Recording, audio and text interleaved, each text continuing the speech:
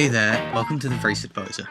In this video, we're going to show you how you can estimate the class of a race using the official ratings. Or, for that matter, you can use any other rating.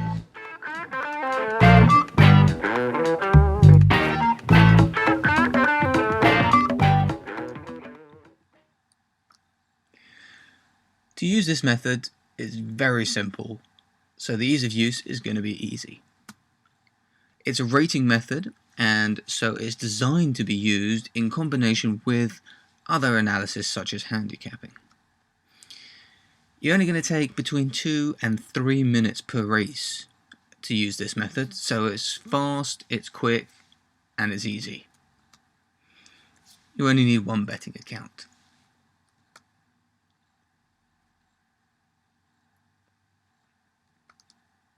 So what are we actually going to be doing? What we're doing is we're using ratings to estimate the class of a race and the performance of the runners in the race.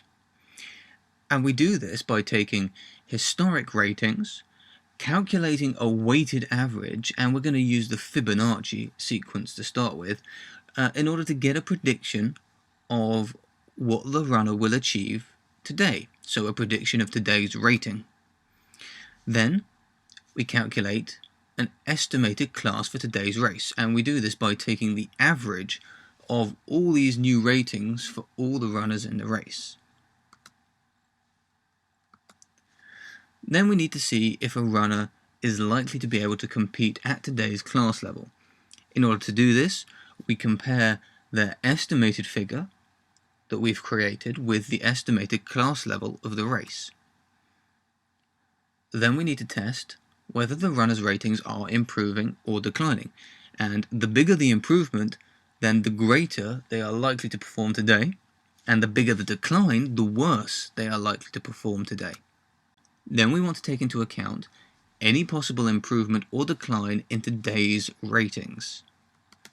Finally, we can use the runners in the top 33% of the ratings as a strong contender, the next 33% of the ratings as a possible threat, and the lowest 33% of the ratings as a no bet.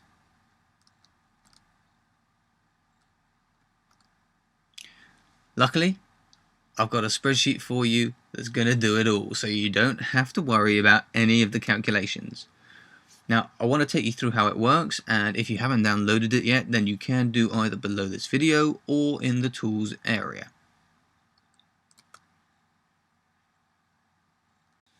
This is the spreadsheet that we use to rate a race and estimate the class using an official rating. The spreadsheet's been designed to be used in conjunction with the Sporting Life official ratings because they're easy to copy and paste straight in, making it as quick as possible. I'm just going to take you through each area of the spreadsheet, and I'll show you at the end how you can change it to use your own ratings if you wish. On row 13 we have the weight. This is the importance that we're giving to each rating in the past, and the most recent rating is the one on the far left, and as you can see the weight is 1, which means we're giving it 100% importance. The second to last rating is given an importance of 0.62, which is 62%, and then the third last is 38%, 24%, 15% and 9%. So these are our weights, and you can change the weight if you want just by typing in a new figure. Underneath that we have the information copied and pasted from the Sporting Life. Now I'm just going to go over to the Sporting Life and show you how we do this. So as you can see here, we have the official flat ratings provided from the Sporting Life race card. These are on every single race card, and as you can see, we've got the official rating horse, the last 6 ratings, the last winning rating, and the highest winning rating. And quite simply, we just start and select all of this information, copy it, go back to our spreadsheet and simply paste it in And there we go. And as you can see, everything is done for you. And that is all you need to do. Simple as that. A quick copy and paste and the race has been rated for you. As you can see over here, we have the class level of the race is estimated at 32. And here, underneath, we have the weighted average for each runner in the race. Next is a simple column saying, can this runner compete in this race? Is it likely to be able to compete in this race? A yes or a no. Then we have, is this runner likely to improve or decline? Is it an improving or declining horse based on these figures? As well as giving you the figure, we also color code it so that you can see the horse with the darkest green is the strongest improving runner, and the horse with the darkest orange is the biggest declining runner. And this helps to aid your assessment of the race. And then in our last column we have today's level for the race. This is our estimated rating for this race. And as you can see, there is a little light by each horse, and this signifies whether it is in the top 33% contenders, the middle 33% as a threat, or the bottom 33% as a no bet. A green is the top 33%, a yellow is the middle 33% and a threat, and a red is a no bet. And that's it. It is as simple as that. Now, you can also change all the workings, and all the workings are done on sheet 2. And if you click over to sheet 2, you can see that we have up to 40 runners. You can enter any race with up to 40 runners into this spreadsheet. And then our calculations are done in columns L to S. That's there so that you can take a look if you want to take a look and see how it's performed, trace back how we create the figures that are rating for the race. But if you don't want to, all you need to do is simply copy and paste in, and your race is rated within a matter of moments. So what happens if you want to use your own ratings? Very simple. You just put your horses in here, and the only columns that are important are these ones here. Remember, the far left is the most recent race, going back to the 6th furthest away race. Ideally, you want a rating for every runner in all 6 races to make this as effective as possible. And that's it. Enter your 6 ratings for each runner, and the calculations will be done for you. As simple as that.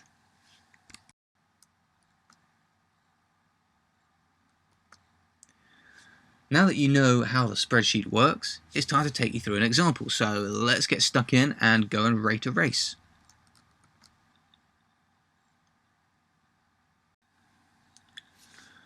So let's rate a race. Okay, we've got today's race cards up here, and I'm going to start by looking at the 4 o'clock at Catterick. So we just click on that, bring it up. Quick glance shows us that all runners in this race have got some decent form behind them, so they're likely to have an official rating. But we just double check by clicking on the official ratings box here, and we open a new window, and as you can see, all of the runners in this race have an official rating for the last 6 races. That makes it the perfect race for us to rate. We simply copy all of those figures and we put them into our spreadsheet. Just paste them straight in. If we've got any left over from a previous race, I'm just going to select them and then clear the contents. And there we go, our race has been rated. Now let's have a quick look at the results so that we can read it. So we can see that our biggest improver is a no bet. So we're not interested in this runner. The ones that we're interested in are our top 3 in this race potential bets. So And these are our top 3. And all of them can compete in this race. And we're also interested in our threat here, our yellow, which can compete in this race too. Why aren't we interested in this runner, which is Dance into the Light? We're not interested because while he's a threat, we're saying that at this class level, he's unlikely to be able to compete in the race. So we are not interested in betting on him. So out of these 4 runners, we want to take a quick look. The biggest improving runner is Mason Hindmarsh. Now, Mason Hindmarsh is only a threat, but if we look at the rating, it's 28, and we're giving him a 5-figure of improvement here. So we want to certainly consider him as a potential. We go up and let's take a look at Haqq. Now, Haqq is 29 and can compete, but is declining by -11. So potentially this runner could have a rating of 18 in this race. Now that is a very poor figure. So I would say that we probably wouldn't want to be betting on this runner, because while he is one of the top rated and can compete in this race, the decline is severe, and if the decline continues, then we're going to be ending up betting on a very bad horse. So we would remove him from our bets. Going on, we have Relative Strength, who is our second top rated and is also improving by 4. So potentially this horse could run to a figure of 33. Can he compete? Yes. So all round, this looks to be our strongest horse so far. It has the highest rated, it can compete in the race, and it's improving only slightly less than the threat horse of Mason Hindmarsh. Our final selection is My Mate Max, who is rated at a 30, can compete in today's race, is declining slightly, which makes him less sure. So how would we bet on this race? Well, our strongest horse is Relative Strength with a rating of 29, an improvement of 4, and able to compete in the race. And then we have our 2 next runners, which is My Mate Max, which is the top rated but declining, and we also have Mason Hindmarsh, which is only a threat but is improving, so could potentially be a contender. So we could bet this in multiple ways. We could either bet a win on Relative Strength, or we could Dutch it across all 3 of these runners. However you want to structure this bet is up to you, but as you can see, we've narrowed the race down to 3 potentials very fast, very quickly, and very efficiently. Okay, I'm going to do one more so that you get an idea of how this process works. So we head back over to our race card, and let's just check the next race at Catterick, the 4:30. Okay, I'm just going to go straight to the official ratings, and we're missing some here. So that doesn't make it the ideal race, so I'm going to miss this race and move on. Okay, and let's go straight to the official ratings for the 5 o'clock, and we're only missing 1. Okay, so I'm going to take this race. There's only 1 horse that's missing 1 rating, which isn't too bad. So I'm going to take this. Ideally, of course, you want all runners to have all 6 ratings, but the spreadsheet is designed, copy that, and paste it in.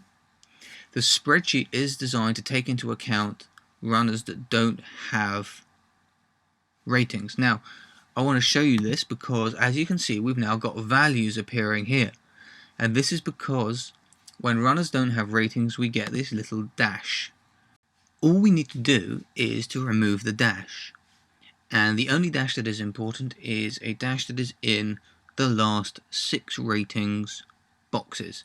So any dashes in the last winning or the highest winning aren't important.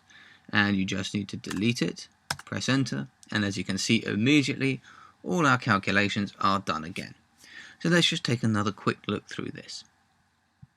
We're only interested in the runners that can compete, and that is the top 4. Out of those, 3 are in the top 33% and contenders, and 1 is a potential threat. So let's take a look at the top rated here, which is 28. And Sorry, there is one lower, 29. River Ardesh. Now, River Ardesh is top rated, but declining -1. So we can expect 28, 29, not declining very much.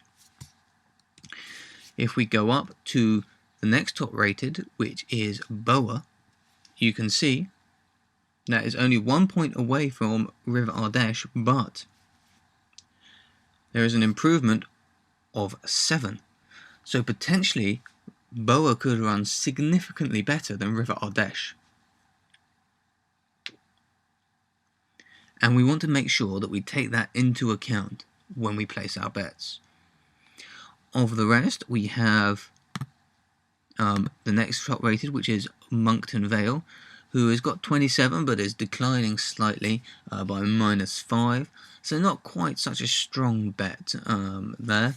And we've also got a potential threat on Ruby Deer, which is rated 25, but is declining by -4.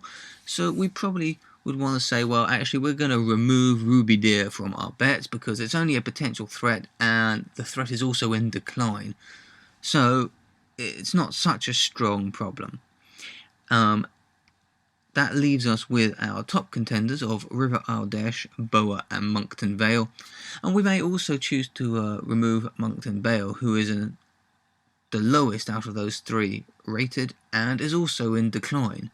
Or in a significant decline of -5 compared to our top rated, who's only in a decline of -1, and our second top rated, who's actually in an improvement of 7.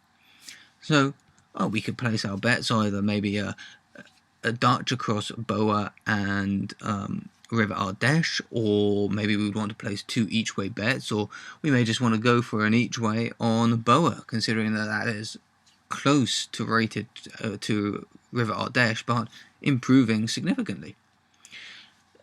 There are many ways that you could structure your bets here, but as you can see, again, in a matter of minutes, we managed to narrow the field down to just 2 potential winners in this race. So now that you've seen how we rate a race, the question is, can this only be used with the official rating? And of course, the answer is no. This can be used with any rating as long as you have the last 6 ratings for each runner available.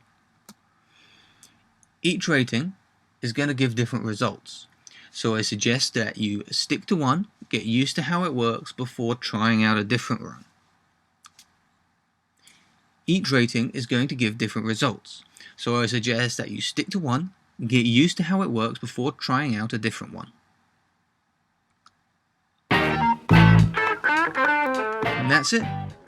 That's how we estimate class with official ratings or any other rating.